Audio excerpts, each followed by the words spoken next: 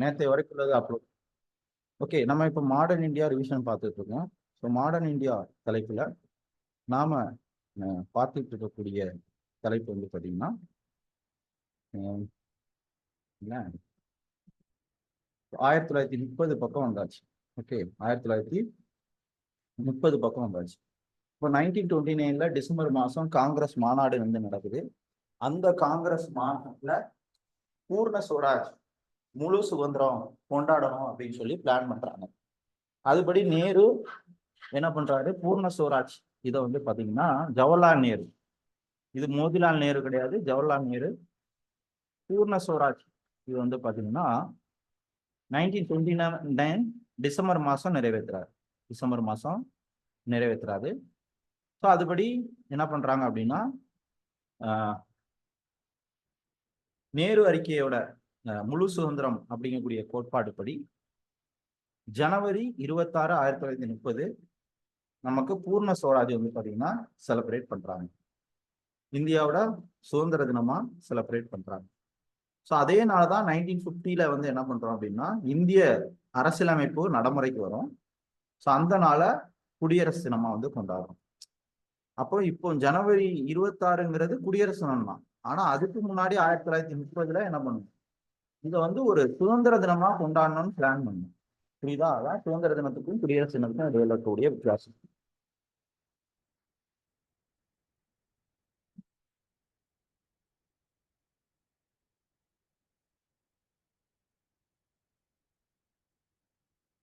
Okay, இவ்வளவுதான் வித்தியாசம். இதை நல்லா தெரிஞ்சுக்கோங்க. ஓகேவா? அடுத்து போயிடலாம். அடுத்து இந்த ஸ்கூல் கண்டென்ட், ஸ்டாண்டர்ட் கண்டென்ட்டுக்கு போயிடலாம்.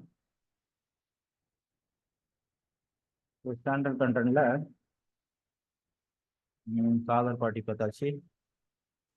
இப்போ நம்ம இங்க வந்தாச்சு, லாகூர் செஷன் வந்தாச்சு. ஓகே, லாகூர் செஷன் முடிஞ்சதுக்கு அப்புறம் பாருங்க. ஸோ இப்போ தண்டி யாத்திரை, தண்டி யாத்திரை அப்படிங்கிறது வந்து பாத்தீங்கன்னா 1930 மார்ச் 12 ஸ்டார்ட் ஆகுது.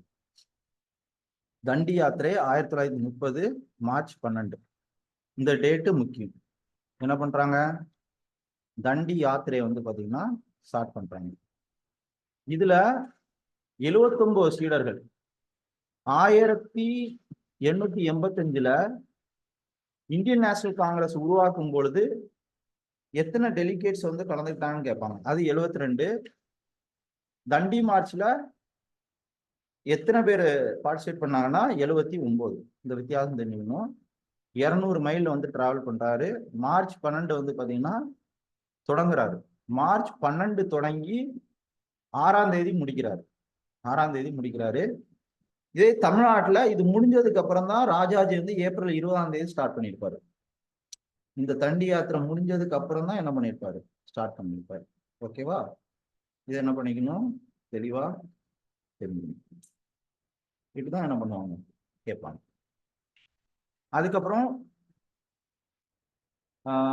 இதுல தண்டியில வந்து பாத்தீங்கன்னா 12 ஸ்டார்ட் பண்ணி 20 வந்து முடிக்கிறாரு. 200 மைல் டிராவல் பண்றாரு. இவ்வளவுதான்.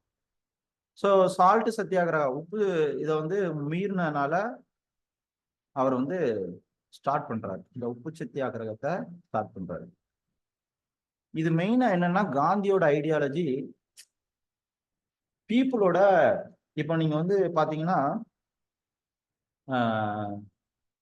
யாரு, நம்ம அண்ணாமலை பிஜேபி தலைவர், மக்களுடைய அத்தியாவசிய பிரச்சனை இருக்கோ அதை வந்து பேசுவாங்க. அண்ணாமலை வந்து நம்ம சாதாரண பிரச்சனைய பெருசுப்படுத்துற மாதிரி வந்து இருக்கும்.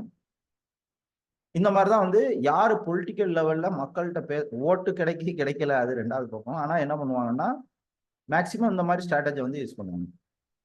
அதே மாதிரி திருமாவளவன் அவரா வந்து இருக்கட்டும், இந்த மாதிரி ஒவ்வொருத்தரும் மக்களோட இஷ்யூஸை மெயினா எடுத்து பேசுவாங்க. அதாவது டே டு டே லைஃபா இருக்கும். விலைவாசி உயர்வு, பெட்ரோல் டீசல் விலையேற்றம், மக்களுடைய அத்தியாவசிய விஷயத்த தான் வந்து எடுப்பாங்க. அப்போ சால்ட்டுங்கிறது சாப்பாட்டுக்கான ஒன்று. அப்போ காந்தி என்ன பண்றாரு, சால்ட் சத்தியாகிரகாவை சால்ட்டை கையில வந்து எடுக்கிறாரு. ஓகேவா? ஸோ இது வந்து தெரிந்து கொள்ள வேண்டிய மிக முக்கியமான ஒண்ணு. இது உங்களுக்கு ஓரளவு புரியும் அப்படின்னு நான் வந்து நம்புறேன். நெக்ஸ்ட் இதுக்கு போயிடலாமா? சால்ட் சத்தியாகிரகா ஸ்டார்ட் பண்ணியாச்சு. இந்த சால்ட் சத்தியாகிரகாவில் ஏப்ரல் 5 போராட்டத்தில் செயல் வடிவம் வந்து அமைக்கிறாரு. ஒவ்வொரு ஸ்டேஜா மாறுது. இந்த போராட்டத்திற்கு செயல்வடி அளிக்கிறாரு யாரு?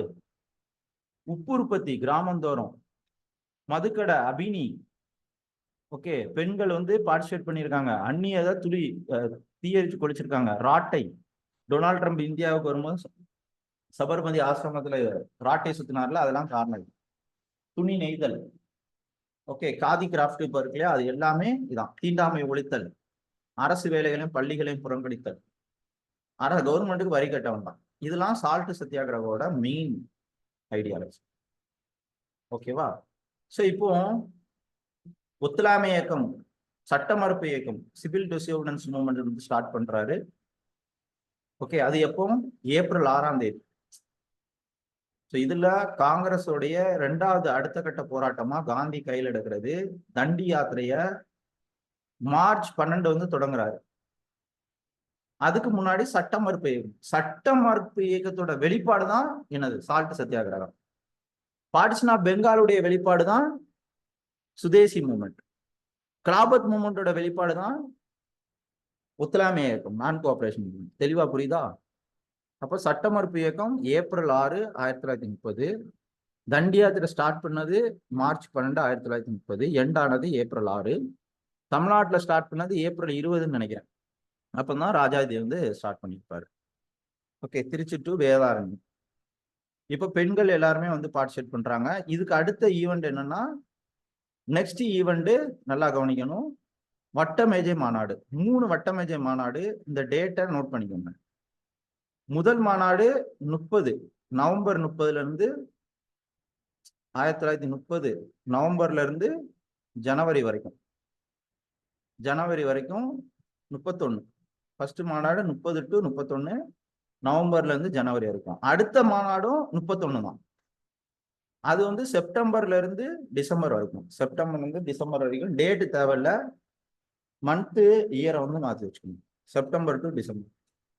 அடுத்தது வந்து பாருங்க, நவம்பர் டு டிசம்பர் 32. 3வது மாநாடு 32. இந்த 2வது மாநாட்டில் பங்கேற்றது காந்தி பங்கேற்றிருப்பாரு, காங்கிரஸ் பங்கேற்றிருப்பாரு. ஸோ இதே மாதிரி 3 மாநாட்டிலையும் இவர் அம்பேத்கர் வந்து பார்ட்டிசிபேட் பண்ணியிருப்பார். அப்போ 3 மாநாடும் என்ன பண்றாங்க, நவம்பர் 30ல முதல் வட்டை மாநாடு வந்து நடக்குது. அதை காங்கிரஸ் வந்து பார்ட்டிசிபேட் பண்ணியிருக்காது. 2வது மாநாடு வந்து பாத்தீங்கன்னா பார்ட்டிசிபேட் பண்றதுக்கு ஒரு சில டிமாண்ட் வைப்பாங்க. அதுக்கு பேர் தான் காந்தி இர்வின் ஒப்பந்தம். அது மார்ச் 8. காந்தி இர்வின் ஒப்பந்தம் 1930 மார்ச் 8. இதுல என்னன்னா, இவர் வந்து சட்ட மறுப்பு இயக்கத்தை ஸ்டாப் பண்ணணும், ஜெயில உள்ளவங்கள தலைவர்கள் எல்லாம் விடுதலை பண்ணணும், பேச்சுவார்த்தை நடத்துறதுக்கு இது பண்ணணுங்கிறதான் டிமாண்ட். அதை ஒப்புக்கொண்டுட்டு 2வது மாநாடு செப்டம்பர் மாசம் 31ல வந்து நடக்கும். அதுல காந்திக்கு வந்து பிடிக்காது. இந்த ரிசர்வேஷன், பூர்ண ஸ்வராஜ் இதெல்லாம் எந்த ஒரு இருக்க வெளியே வந்துருவாரு. அப்போ 32ல அகெயின் அடுத்த மாநாடு 32ல நவம்பர் டு டிசம்பர்ல வந்து நடக்கும். 31ல அப்போ 30 அகைன் 31 அகைன் 32ல 3வது மாநாடு வந்து நடக்கும். ஸோ இந்த 3 மாநாட்டிலையும் எந்த ஒரு இது இல்லாதனால இடையில 2வது மாநாடு முடிஞ்ச உடனே சட்ட மறுப்பு இயக்கத்தை 32ல தொடங்கிடுவார். தொடங்கின உடனே நிறைய பேரை என்ன பண்ணிடுவாங்க, கைது பண்ணிடுவாங்க. முக்கியமான தலைவர்கள்லாம் கைது பண்ணிடுவாங்க. ஃபர்ஸ்ட் காந்தி இர்வின் ஒப்பந்தம். அடுத்து பார்க்கக்கூடியது வந்து பார்த்தீங்கன்னா பூனா ஒப்பந்தம். இந்த பூனா ஒப்பந்தம் என்னன்னா 1932. இந்த ஆர்டர் மட்டும் முக்கியம், குரூப் 4ல ஆர்டர் தான் கேட்பாங்க. பூனா ஒப்பந்தம் 1930. காந்தி வந்து அம்பேத்கர் வந்து பாத்தீங்கன்னா தாழ்த்தப்பட்ட மக்களுக்காக நிறைய சப்போர்ட்டிவா ரிசர்வேஷன் இதெல்லாம் வந்து கொண்டு வந்திருப்பாரு. இதுல தாழ்த்தப்பட்ட மக்களுக்கு தனி தொகுதி ஒதுக்குறதுல காந்திக்கு வந்து உடன்பாடு இருக்காது. அதுக்கப்புறம் வந்து பாத்தீங்கன்னா ஓகே, இது 1930ல 32ல பூனா ஒப்பந்தம். அதுக்கு முன்னாடி 1932ல ஆகஸ்ட் மாசம் 32ல ஆகஸ்ட் மாசம் பிரிட்டனுடைய பிரைம் மினிஸ்டரா இருந்தவர் யாரு? Ramsay MacDonald. ராம்சே மெக்டொனால்டு பிரிட்டனுடைய பிரைம் மினிஸ்டர். இவரு வகுப்பு கொடை. இப்போ வந்து 104வது அமெண்ட்மெண்ட்ல இந்த லோக்சபா ஸ்டேட் லெஜிஸ்லேட்டிவ் அசம்பிளிக்கு சீட்டு வந்து எக்ஸ்டெண்ட் பண்ணாங்க. அதே மாதிரி என்னன்னா இந்த வகுப்புவாத கொடை, ஓகே, இவர் வந்து அறிவிக்காரு. ராம் மெக்டொனால்டுங்கிறவர் அறிவிக்காரு, தாழ்த்தப்பட்ட மக்களுக்கு தனி தொகுதி அப்படிங்கிறத அறிவிக்காரு.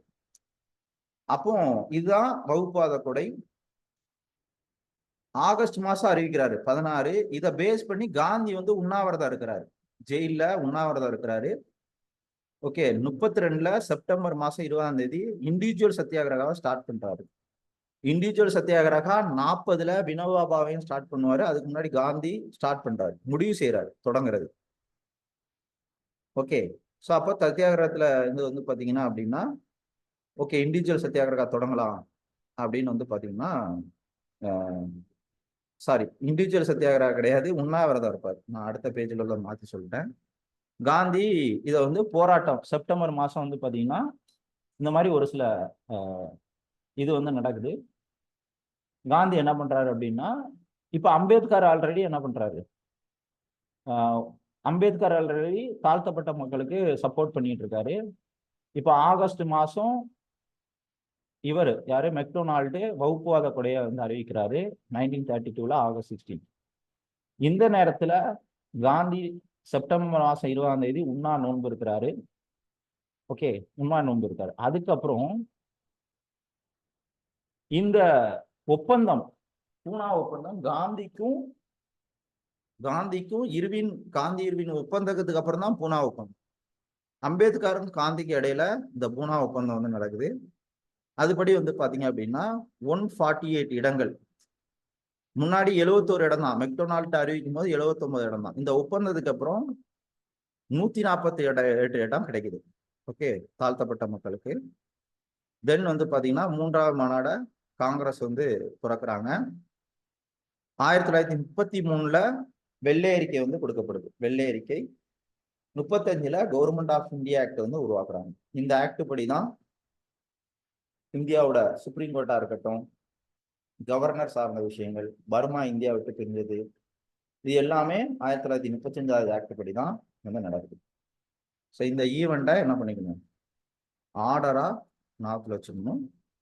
ஸோ இப்போ ஒவ்வொரு ஈவெண்ட்டும் என்ன ஆயிட்டு இருக்கு, 1935 வந்தாச்சு, இன்னொரு 17 இயர்ஸ் வந்து இருக்கு, அதுக்குள்ள முடிச்சுக்கலாம். காந்தி இர்வின் ஒப்பந்தம், ஓகே, மார்ச் 5 1931, மார்ச் மாசம் 5ஆம் தேதி காந்தி இர்வின் ஒப்பந்தம். எக்ஸாம்பிள வந்து கேட்பாங்க, காந்தி இர்வின் ஒப்பந்தம் மார்ச் 8 மார்ச், ஒரே நிமிஷம், மார்ச் 5, இதை மட்டும் பண்ணிக்கிறேன் ஏன்னா இது NCERT news. Delhi pact, Gandhi Irwin ஒப்பந்தம் 8ஆம் தேதி. இது வந்து டெல்லி, ஒரு நிமிஷம் டேட் மட்டும் நான் செக் பண்ணிக்கிறேன். இதை ரெக்கார்ட் பண்ணான்னு தெரியல. ரெக்கார்டு இருக்கு.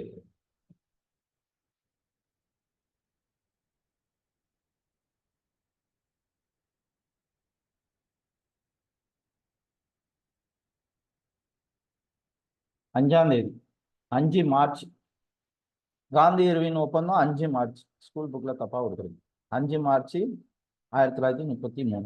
ஓகே, அதுபடிதான் என்ன பண்ணுவார் காந்தி 2வது ரவுண்ட் டேபிள் கான்ஃபரன்ஸ்ல ஜாயின் பண்ணுவார். ஓகே, அது வந்து தெரியும்.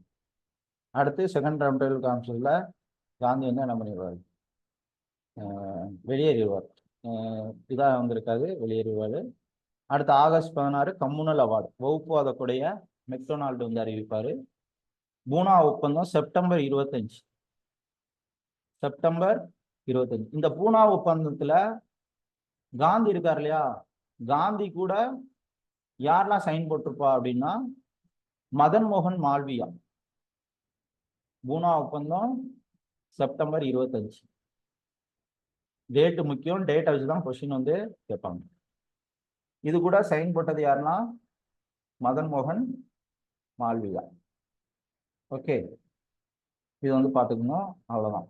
அடுத்து சீட்டு கிடைச்சது இதெல்லாம் வந்து பார்த்துக்கோங்க.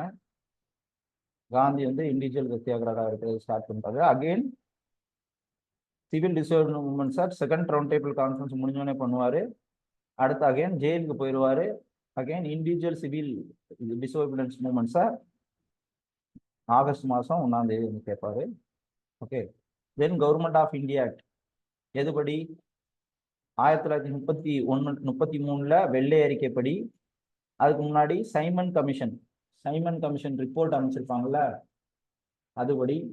ஓகே. அப்போ வந்து இதுபடி என்ன பண்ணியிருப்பாங்க, இந்த government of India act bill வந்து பாஸ் பண்ணியிருப்பாங்க. பாஸ் பண்ணி இந்த ரிப்போர்ட் வந்து இது பண்ணியிருப்பாங்க. தென் 1935 ஆக்ட் படி தேர்தல் வந்து நடந்திருக்கும். 1937ஆம் ஆண்டு தேர்தல் வந்து நடந்திருக்கும். இதுல 30 மில்லியன் மக்கள்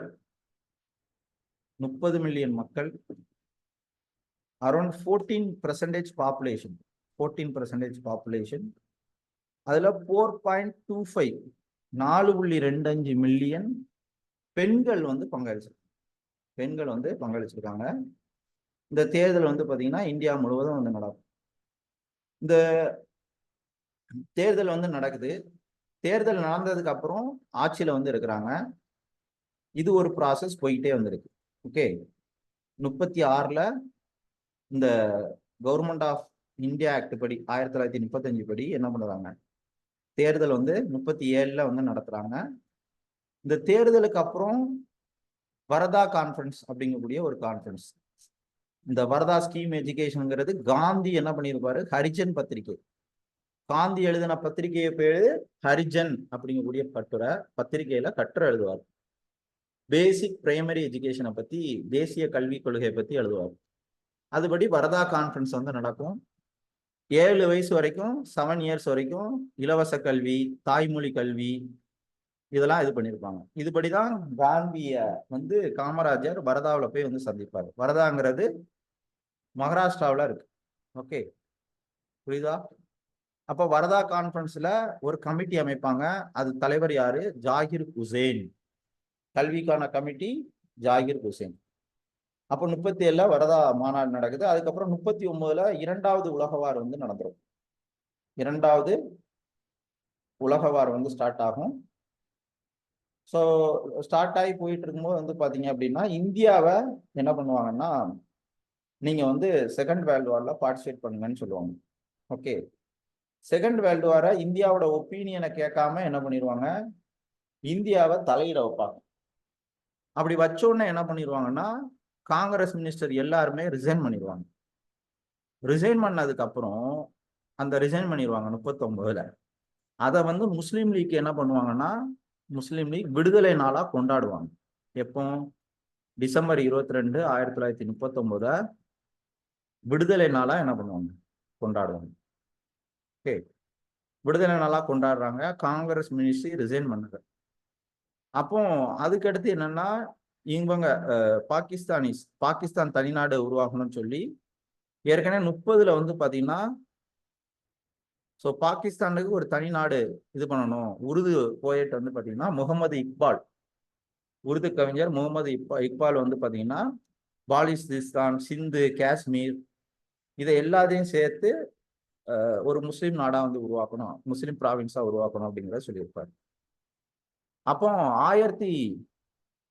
1933ல சௌத்ரி ரஹமத் அலி, இந்த பாகிஸ்தான் அப்படின்னு ஒரு டேம் இருக்கு இல்லையா, பாகிஸ்தான் அப்படிங்கக்கூடிய வார்த்தையை உருவாக்குனது சௌரி ரஹமத் அலி அப்படிங்கிறவரு உருவாக்குறாரு 33ல. ஓகே. ஸோ அதுபடி என்ன பண்றாங்க, இந்த பாகிஸ்தான் நாடு உருவாக்குறதுக்கு 1940ல 1906ல உருவாக்கப்பட்ட முஸ்லீம் லீக் 1906ல உருவாக்குறாங்க. 8ல அமிர்தரஸ் மாநாட்டில் முஸ்லீமுக்கான தனி இடஒதுக்கீடு வேணும்னு சொல்றாங்க.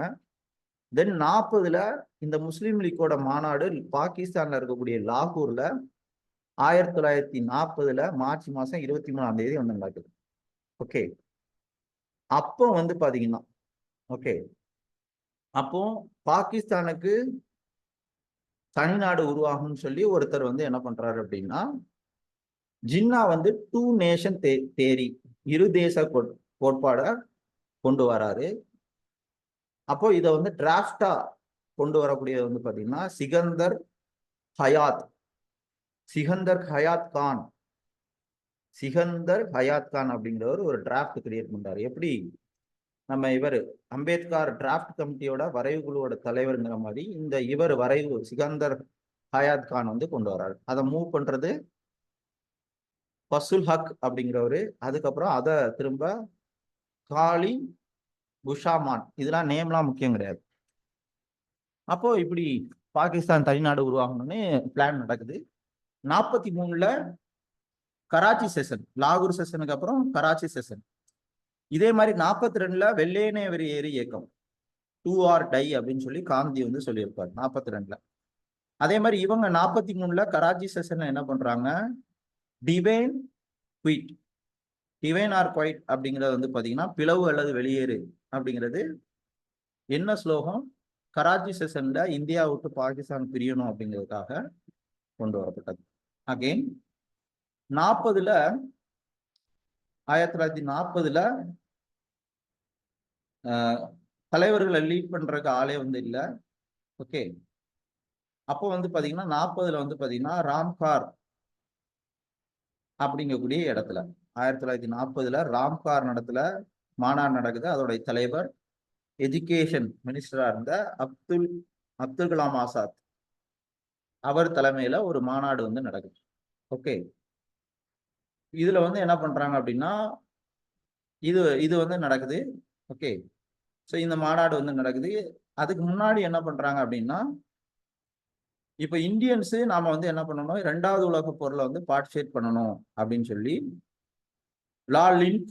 லின் லித்தோ அப்படிங்கக்கூடிய ஒருத்தர், ஸோ இந்த வைஸ்ராயா அவர் தான் அந்த காலகட்டத்தில் இருந்திருப்பாரு. India August declaration 1917. இந்த ஆகஸ்ட் ஆஃபருங்கிறது நமக்கு ஆஃபர் கொடுக்குறாங்க. என்னன்னா, நீங்க வேர்ல்டு வார்ல பார்ட்டிசிபேட் பண்ணுங்க, உங்களுக்கு நான் என்ன பண்றேன், டாமினன்ட் ஸ்டேட்டஸ் கொடுக்குறேன். ஓகே, எக்ஸிக்யூட்டிவ் கவுன்சில இந்தியாக்காரங்களை நிர்வாக குழுல நிறைய பேரை வந்து சேர்த்து விடுவேன். இந்த மாதிரி மைனாரிட்டி ரைட்ஸு இது எல்லாத்தையும் உங்களுக்கு ஆஃபர் கொடுக்குறேன். இதெல்லாம் பண்ணீங்கன்னா உங்களுக்கு வந்து இந்த இதெல்லாம் கொடுக்குறேன் அப்படிங்கிறத வந்து சொல்றாங்க, அந்த வைஸ்ராய் வந்து சொல்றாரு.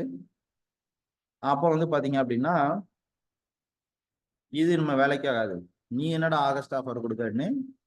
அப்போ லீட் பண்ண ஆளே இருக்காது. அந்த ஆகஸ்ட் ஆஃபர் அப்படிங்கிறது வேர்ல்டு வார்ல பார்ட்டிசிபேட் பண்றதுக்காக நம்ம மண்டைய கழுவுன பிரிட்டிஷ்காரன். அப்போ தனிநபர் சத்தியாகிரகாவை காந்தி வந்து ஸ்டார்ட் பண்றாரு, இண்டிவிஜுவல் சத்தியாகிரகாவை ஸ்டார்ட் பண்றாரு. அதுல ஃபர்ஸ்ட் யார் ஸ்டார்ட் வரா அப்படின்னா, அக்டோபர் 17ஆம் தேதி 1940ல இண்டிவிஜுவல் சத்தியாகிரகா ஸ்டார்ட் பண்றாரு. Vinoba Bhave first individual satyagrahi. Okay, எங்க இருந்து, புனார் ஆசிரமத்துல இருந்து தொடங்குறாரு. புனார் ஆசிரமத்துல இருந்து ஃபர்ஸ்ட் ஸ்டார்ட் பண்றாரு. Again Vinoba Bhave first. 2வது நேரு. ஓகே, நேரு வந்து பாத்தீங்கன்னா ஸ்டார்ட் பண்றாரு. ஓகே, அது வந்து தெரியும். ஸோ அடுத்து காந்தி ஆசிரமத்துல இருந்த பிராம தத் அப்படிங்கிறவர் வந்து ஸ்டார்ட் பண்றாரு. இதெல்லாம் முக்கியமானது. ஓகே, ஸோ இதுக்கப்புறம் தான் டெல்லியை நோக்கி செல்லுங்கள் அப்படிங்கக்கூடியது. இப்போ இந்த சென்ட்ரல் கவர்மெண்ட்டுக்கு அகைன்ஸ்டா டெல்லியை நோக்கி படையெடுத்தாங்களே அந்த ஈவெண்ட். ஸோ இதெல்லாம் தெரிஞ்சுக்க வேண்டியது. அகைன் இந்தியா இண்டிவிஜுவல் சத்தியாகிரகா நடந்துகிட்டு இருக்கு, இது போயிட்டு இருக்கு. அடுத்து கிரிப்ஸ் தூதுக்குழு. இப்போ கிளைமேக்ஸ் நெருங்கியாச்சு.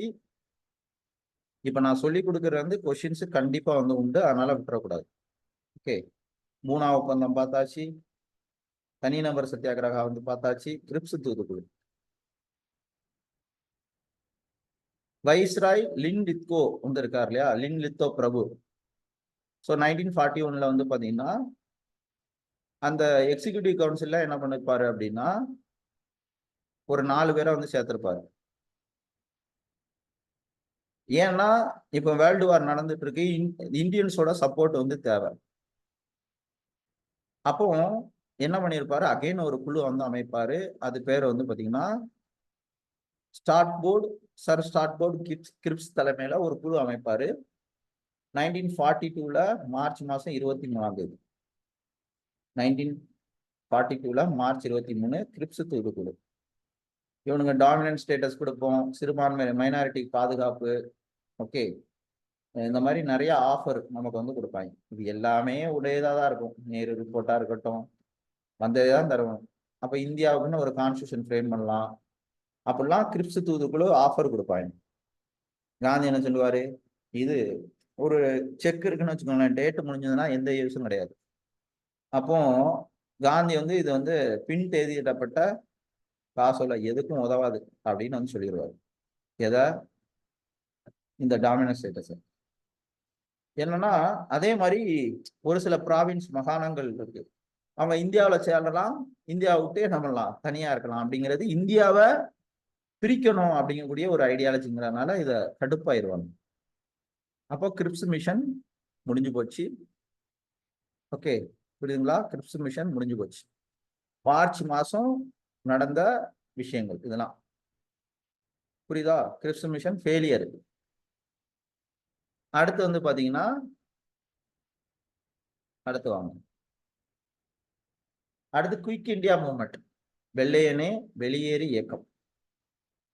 வெள்ளையனே வெளியேறு இயக்கம் ஆகஸ்ட் 8 வந்து ஸ்டார்ட் ஆகுது. ஆகஸ்ட் 8 1942 ஸ்டார்ட் ஆகுது.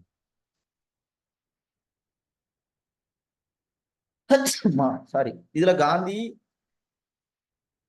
குயிக் இந்தியா மூவ்மெண்ட்ல செய் அல்லது செத்துமடி அப்படிங்கக்கூடிய ஸ்லோகனை செஞ்சது காந்தி தான். அப்போ காந்தி என்ன பண்ணிடுவாங்க, கைது பண்ணியிருப்பாங்க, பூனா சிறையில் அடைச்சிடுவாங்க. நேரு அப்துல் கலாம் ஆசத்தெல்லாம் குஜராத் அகமது நகர்ல அடைச்சிருவாங்க. இந்த டயத்துல ஒரு எம்டி ஸ்பேஸ் வந்து உருவாகும். அதுல Manohar Lohia, Ram Manohar Lohia, Achuthan, S M Joshi, Ram Manohar Lohia, Achuthan, S M. Joshi இவங்கெல்லாம் லீட் பண்ணுவாங்க. இதே மாதிரி இந்த டயத்துல ஜெயபிரகாஷ் நாராயணன் 1979 அந்த டயத்தெல்லாம் படிப்பீங்க. இவருடைய பங்களிப்பு ரொம்ப ரொம்ப முக்கியம். இந்த குயிக் இந்தியா மூவ்மெண்ட்ல ஸ்டூடெண்ட்டும் பார்ட்டிசிபேட் பண்ணியிருப்பாங்க. ஓகே, வேலை நிறுத்தம் நடந்திருக்கும், பொதுக்கூட்டம் நடந்திருக்கும், கிராமத்திலையும் வந்து பரவி இருக்கும். கிராமத்துல பரவாது அப்படின்னு சொல்லுவாங்க, ஆனா பரவி இருக்கும். நெக்ஸ்ட் 1943 இது வங்காளம், சென்னை, ஓகே, இங்கெல்லாம் வைலன்ஸா வந்து மாறி இருக்கும். 1944 என்ன பண்ணுவாங்க, காந்திய விடுதலை பண்ணிக்கிறாங்க. அப்போ குயிக் இந்தியா மூவ்மெண்ட் என்ன பண்ணிருக்கு, போய்கிட்டு இருக்கு. இந்த வெள்ளையனே வெளியேறு இயக்கத்துல துப்பாக்கி சூடு வந்திருக்கும். கிட்டத்தட்ட 7000 பேர் கொல்லப்பட்டிருப்பாங்க. சௌரி சௌரா நம்ம ஜாலியன் வாலாபாக் படுகொலையோட எவ்வளவு அதிகம் வந்து பாருங்க. அப்போ சுதந்திரம் கிடைச்சதுக்கு இவ்வளவு பேர் இறந்திருக்காங்க. 60,227 பேர் ஜெயிலுக்கு போயிருக்காங்க. இது இந்தியாவுல நடந்தது. அடுத்து இந்தியன் ஆர்மி. ஸோ இதுல 2ஆம் உலக போருக்கு பிறகு வந்து பாத்தீங்கன்னா சுபாஷ் சந்திர போஸ் ஃபார்வர்டு பிளாக்க, இந்த காங்கிரஸ் மாநாடு 37, 38 நடக்கும். இவரை வந்து காந்தி வந்து காந்தியோட ஒரு சில இதனால இவரை வந்து இந்தியன் நேஷனல் காங்கிரஸ் தலைவரா இருக்க விட மாட்டாங்க. உடனே வெளியேறிடுவாரு. வெளியேறிட்டு ஃபார்வர்ட் பிளாக் ஆரம்பிப்பாரு. தென் 1943 ஜூலை மாசம் என்ன பண்ணியிருப்பாரு, சிங்கப்பூருக்கு போயிருப்பாரு. ஓகே, சிங்கப்பூருக்கு போய் டெல்லி செலோ முழக்கம், ஜெய்ஹிந்த் அப்படிங்கக்கூடிய முழக்கம், சுபாஷ் பிரிவு, காந்தி பிரிவு, நேரு பிரிவு இதை உருவாக்குனது எல்லாமே சுபாஷ் சந்திர போஸ் தான். அதே மாதிரி ராணி லட்சுமிபாய் பெண்கள் பிரிவும் வந்து உருவாக்கியிருப்பாரு. இப்போ இந்தியன் நேஷனல் ஆர்மிய இவருக்கு வந்து பாத்தீங்கன்னா இந்தியன் நேஷனல் ஆர்மி என்ன பண்ணியிருப்பாங்க, இவர்கிட்ட வந்து ஒப்படைச்சிருப்பாங்க. ஓகே, ஸோ இந்த ஈவெண்ட்டை நீங்க என்ன பண்ணிக்கணும், மிக தெளிவான முறையில் தெரிஞ்சுக்கணும். எக்ஸாமுக்கு என்ன தேவையோ அது மட்டும் பார்த்தீங்கன்னா போதுமானது. ஓகே, நெக்ஸ்ட் வந்து பாருங்க, இவர் வந்து ஜப்பானுக்கு கோஹிமாவில் வந்து பார்த்தீங்கன்னா கோஹிமாவில் வெற்றி பெற்றிருப்பாங்க. வெற்றி பெற்றுட்டு நார்த் ஈஸ்ட் இந்தியாவில் இருக்கு. இம்பாலை நோக்கி வந்து போகும்பொழுது செகண்ட் வேர்ல்டு வாரில் ஜப்பான் வந்து பாத்தீங்கன்னா சரண் அடைஞ்சிருவாங்க. ஸோ அந்த நேரத்துல தாய்வானுக்கு போவாரு. தாய்வான்ல இருந்து டோக்கியோவுக்கு போகும்போது ஆகஸ்ட் 18 விமானத்துல உயிர் நீத்துவாரு. இன்னும் அவர் எப்படி இறந்தாரு அப்படிங்கிறது தெரியல. அது கான்ட்ரவர்சியா தான் வந்திருக்கு. இது வந்து தெரிஞ்சது. ஓகே. ஸோ அப்போ இந்திய தேசிய வீரர்கள் மீதான விசாரணை, இந்த விசாரணை வந்து பாத்தீங்கன்னா ஆர்மி ட்ரையல் அப்படின்னு வந்து சொல்லுவோம். ரைட்டா? ஸோ இந்த ஆர்மி ட்ரையல்ல 1943 ஆர்மி ட்ரையல் வந்து நடக்குது. இதுல நேரு, தேஜ் பகதூர், ஷாப்ரு இவங்க வந்து பாத்தீங்கன்னா வாதாடிருப்பாங்க. இது வந்து தெரியும். ஸோ அதுக்கப்புறம் ஸ்கூல் புக்ல இல்லாத தகவல், புரியுதுங்களா? ஸோ இது வந்து பார்த்துக்கணும். அடுத்து சிஆர் ஃபார்முலா. சிஆர் ஃபார்முலானா ராஜகோபாலாச்சாரி ஃபார்முலா. இது காங்கிரஸ் லீடரா வந்து இருந்திருப்பாரு. இது இவரு செகண்ட் வேர்ல்டு இந்தியாவுடைய சுதந்திரம் இதெல்லாம் வந்து பாத்தீங்கன்னா எப்படி பவர் டிஃபென்ஸ் இதெல்லாம் இருக்கணும் அப்படிங்கிறத வந்து சொல்லியிருப்பாரு. Okay. And Indian national army trial வந்து சொன்னேன், அது முடிஞ்சு போச்சு. ஓகே. இது வந்து பார்த்துக்கணும். அதுக்கப்புறம் சுபாஷ் சந்திர போஸ் சார்ந்த விஷயங்களை வந்து பார்த்தாச்சு. அடுத்து ஓகே. ஸோ 1942, 43, 44 சிஆர் ஃபார்முலா வந்து பார்த்தாச்சு. நெக்ஸ்ட்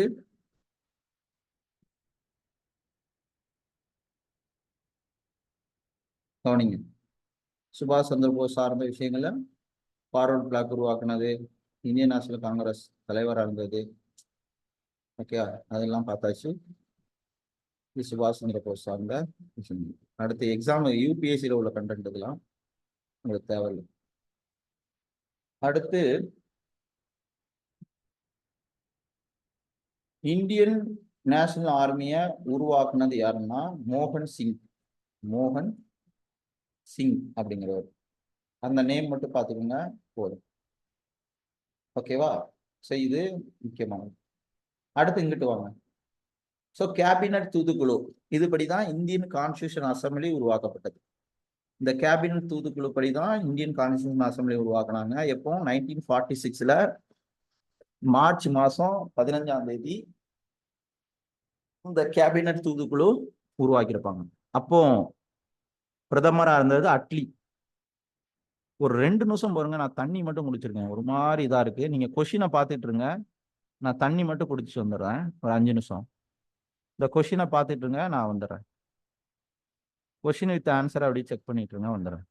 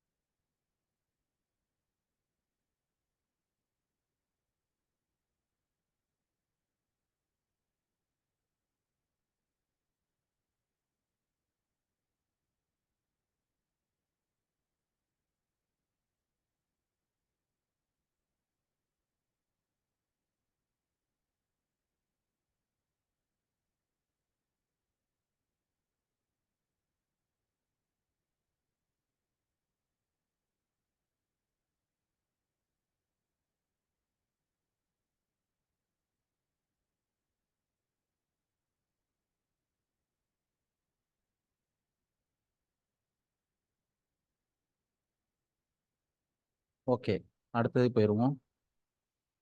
ஸோ இப்போ நம்ம எங்கே வந்துட்டு இருக்கோம்? கேபினட் இதில் இருக்கும். ஓகேவா? கேபினட் தூதுக்குழு என்ன பண்ணுறாங்க? 3 பேர்.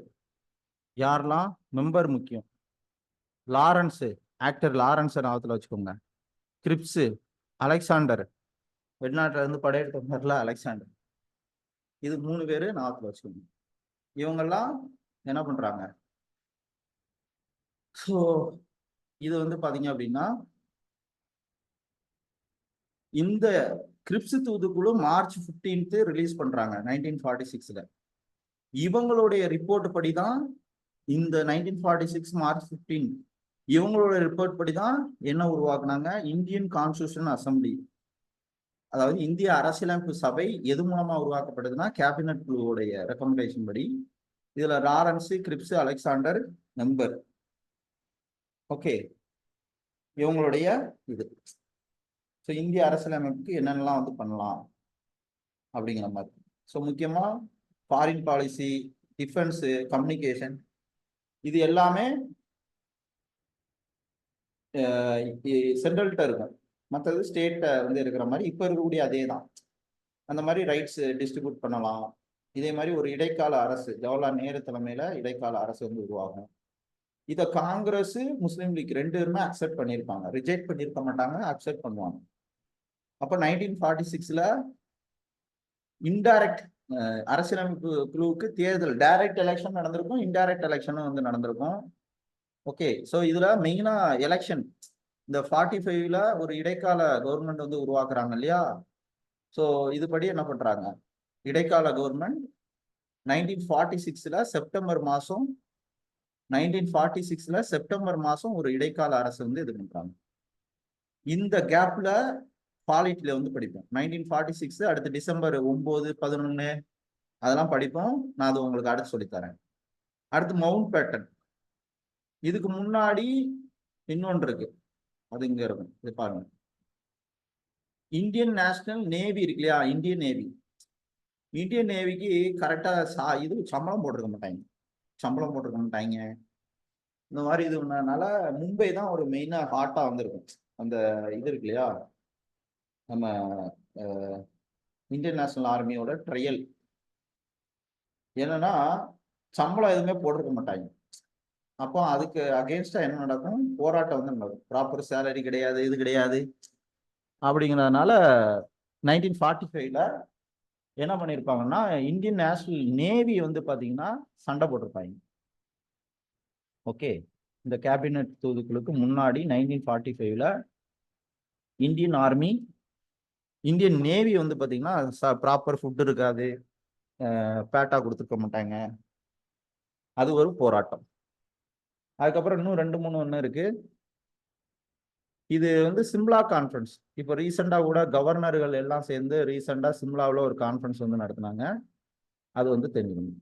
Okay, again naval mutiny. இந்த சொன்னேன் இல்லையா, நேவல் மூட்டினி 46. ஸோ இந்தியாவில் இருக்கக்கூடிய நேவியில் உள்ளவங்க என்ன பண்ணுவாங்க? போராட்டம் நடத்துவாங்க. நேவல் மூட்டினி 46. அடுத்து வேவல் பிளானு 45, ஜூன் ஜூலை 45. இது நோட் பண்ணிக்கோங்க. சிஆர் ஃபார்முலாவுக்கு அடுத்து வேவல் பிளான். வேவல் பிளான் அப்படிங்கிறது இப்போ சிஆர் ஃபார்முலா மாதிரி வேவல் பிளான் அப்படிங்கிறது ஜூன் ஜூலை 1945 நடந்தது. இதெல்லாம் நம்ம சுதந்திரம் கொடுக்கறதுக்கு போடுறதுதான்.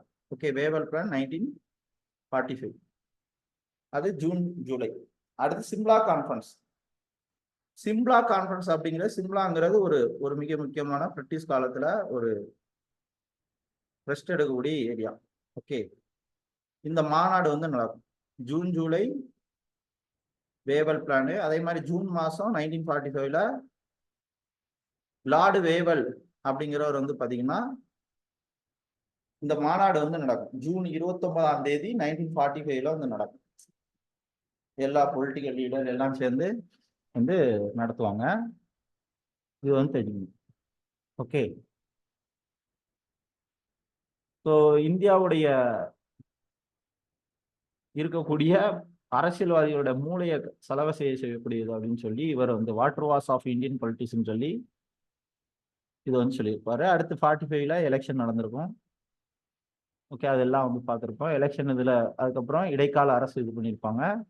இதுல முஸ்லீம் லீக் வந்து பாத்தீங்கன்னா இந்த 1946 எலெக்ஷன்ல ஓகே முஸ்லீம் லீக் 86.6% என்ன பண்ணியிருப்பாங்க, ஓட்டு போட்டிருப்பாங்க. அதுக்கப்புறம் இடைக்கால அரசு அகெயின் 1946ல நேவல் மியூட்டினி இது போட்டுக்கோங்க. 1946 யாருக்கும் கன்ஃபியூஸ் ஆகுதா? இல்ல வேவல் பிளானு, அதுக்கு அடுத்து சிம்லா கான்ஃபரன்ஸ், அதுக்கு முன்னாடி இந்தியன் நேஷனல் ஆர்மியோட ட்ரையல். அகைன் 1946ல 45 சிம்லா கான்ஃபரன்ஸ் இதெல்லாம் பார்த்தோம். 46ல நேவல் மியூட்டினி. இந்தியன் நேவி இருக்காங்க இல்லையா, அவங்க பிரிட்டிஷ்க்கு அகைன்ஸ்டா சண்டை போடுவாங்க. ஓகே, பிப்ரவரி மாசம் வந்து நடக்கும். இது வந்து தெரிஞ்சுக்கணும். அடுத்து கேபினட் தூதுக்குழு மார்ச் மாசம். பிப்ரவரி நேவல் மியூட்டினி, அடுத்து கேபினட் தூதுக்குழு மார்ச் மாசம். ஓகே, கேபினட் படிச்சாச்சா? கேபினட் தூதுக்குழு வந்து முடிச்சாச்சு. இது என்ன பண்ணிக்கோங்க, பக்காவா தெரிஞ்சுக்கோங்க. ஸோ இப்படிதான் என்ன பண்ணணும், நம்ம ஒவ்வொரு விஷயத்தையும் அணுகணும். இதை மட்டும் பார்த்துக்கிட்டீங்கனாலே போதுமானது. ஓகேவா? ஸோ அடுத்தது வந்து பார்ப்போம்.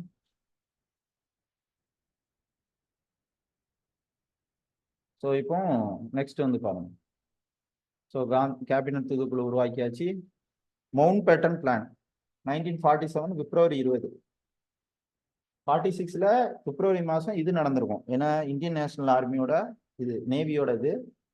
அண்ட் 1947ல அட்லி 47ல அட்லி வந்து பார்த்தீங்கன்னா காமன்ஸ் அப்படிங்கிறது எங்க உள்ளது, பிரிட்டிஷ்ல இருக்கக்கூடிய கீழவை.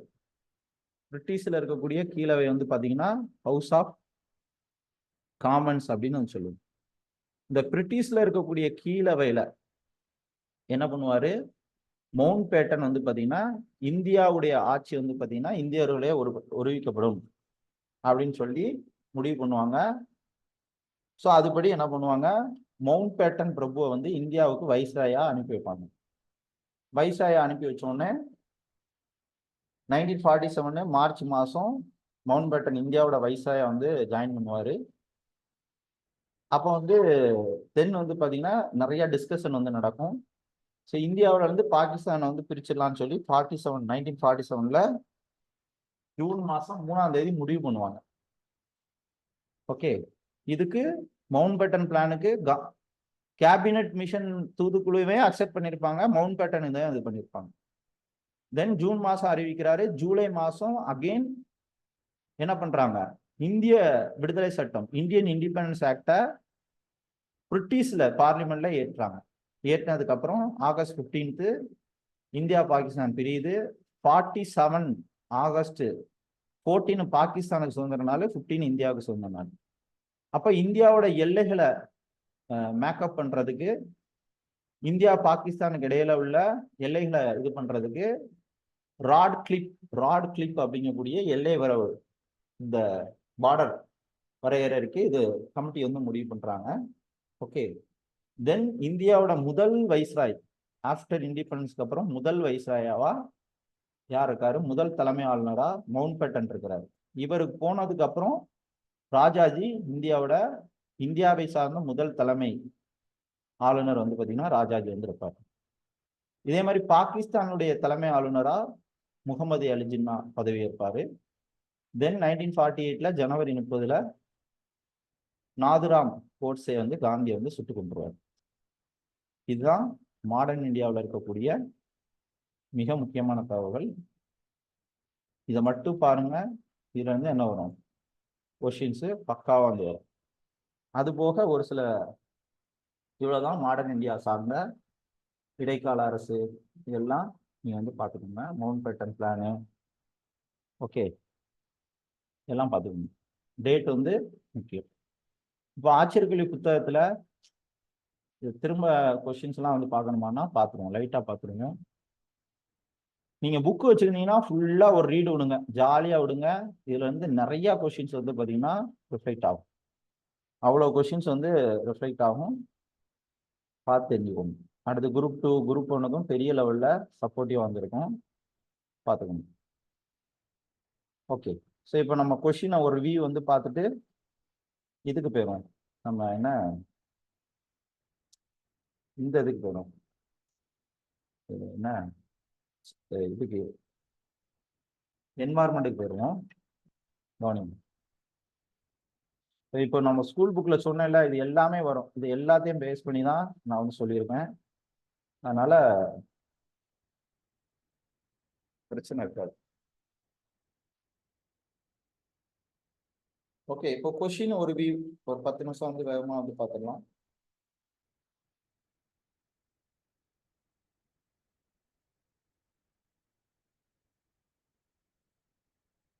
ஓகே,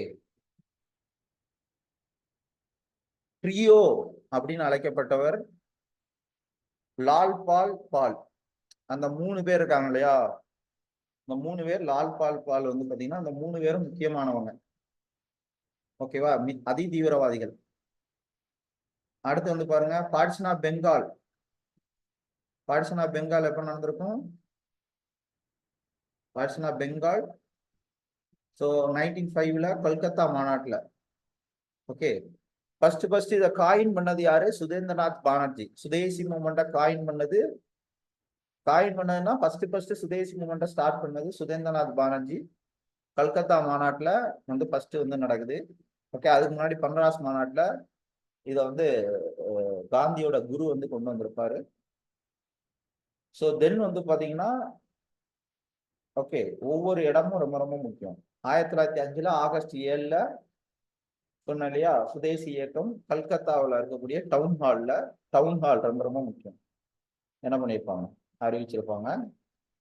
இது வந்து தெரிஞ்சுக்கணும். ஓகே, ஸோ அகெயின் இந்திய பிரிவினை பெரும் சோகம். இந்திய பிரிவினை பெரும் சோகம் அப்படிங்கிறது ஆர்.எஸ். சர்மா.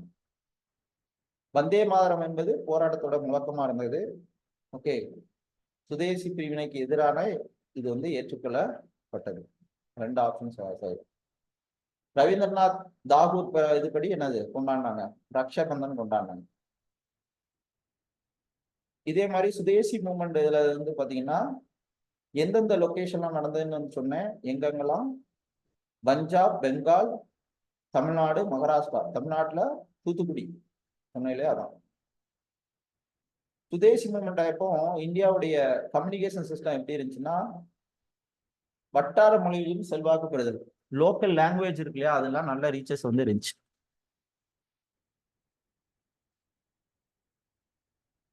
அதை வந்து தெரிஞ்சுக்கணும்.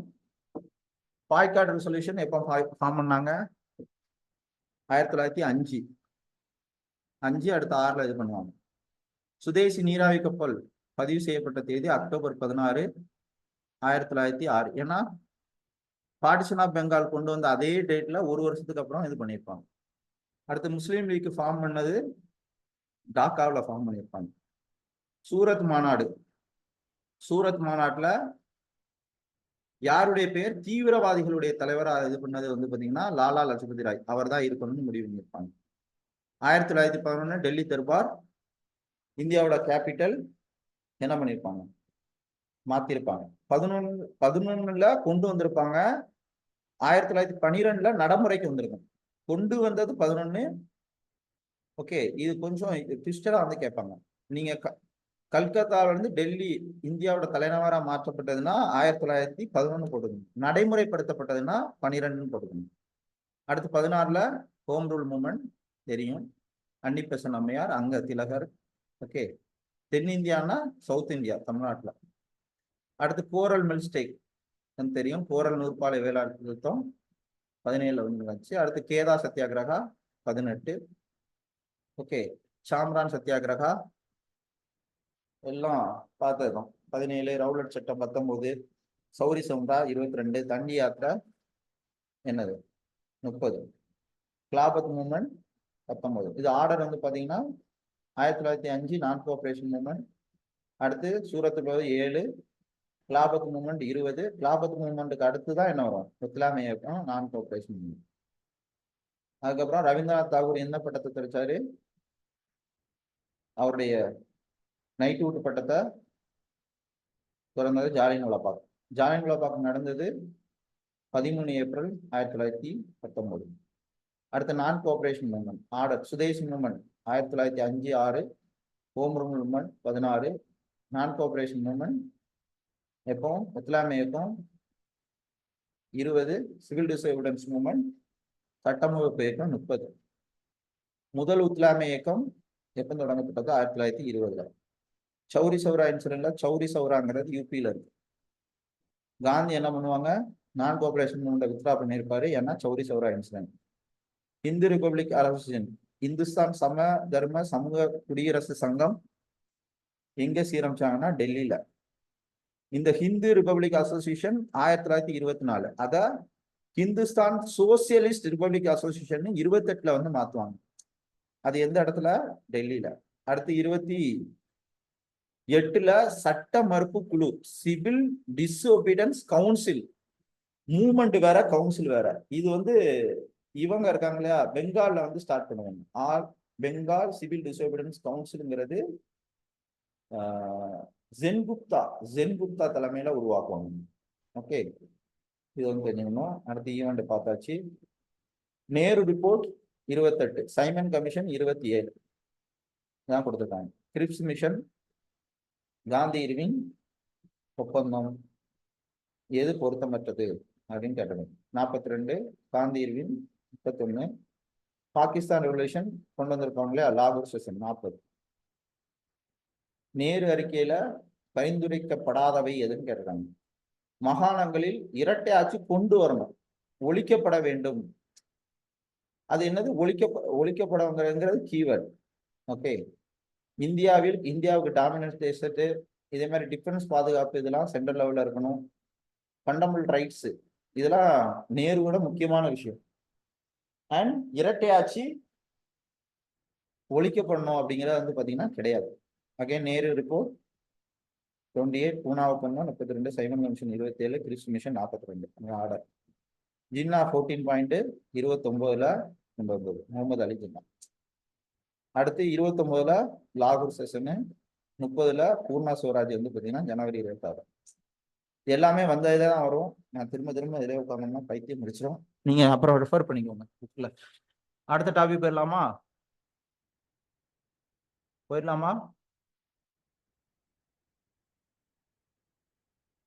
ஸோ இது வந்து 1930ல சட்ட மறுப்பு ஏத்துக்கு அப்புறம் காந்தி முக்கியமான ஆட்கள்லாம் உள்ள போயிருவாங்க.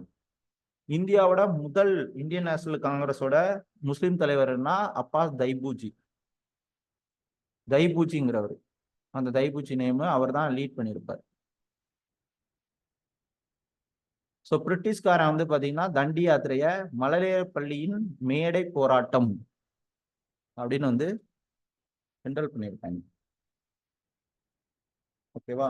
காந்தி இர்வின் ஒப்பந்தம் 1931 எப்ப? 5ஆம் தேதி மார்ச் மாசம். First round table conference 31. அப்ப யார் இருந்திருப்பா? வெல்லிங் பிரபு வைஸ்ராயா இருந்திருப்பாரு. வெல்லிங் பிரபு வைஸ்ராயா இருந்திருப்பாரு. காந்தி இதெல்லாம் பார்ட்டிசிபேட் பண்ணியிருக்க மாட்டாரு. 2வது மாநாடு எப்ப? 32nd round table conference. First 30, அடுத்து 31 எண்டு, 31, 32 எண்டு. 3வது மாநாடு 32ல வந்து நடந்துடும். ஓகே, அந்த டேட் முக்கியம்.